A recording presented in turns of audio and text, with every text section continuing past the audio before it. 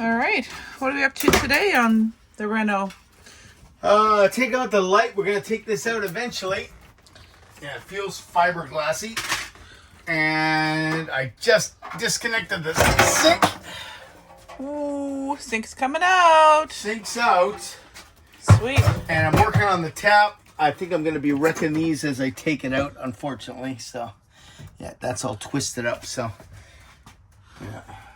We're going to put an undermount sink in there with a fold-down faucet. It's going to be sweet. And then the new stovetop. I gotta take out the old fridge here. I'm not sure exactly how it is. Oh, it does move. Oh, it might come out easier than I thought. Yeah. So. Okay. But I have to disconnect the propane on the other side. Yeah, I don't know quite exactly how it's connected. I have propane here for the stove here. Yeah. Anyway, but this looks like it'll come out to a certain extent. So, but I want to, I'll look at it from the other side and just disconnect what I got, and then we can take that out. Perfect. So out comes the plumbing, and then we'll have to figure out what we're going to do on the countertop here and see how big those appliances are.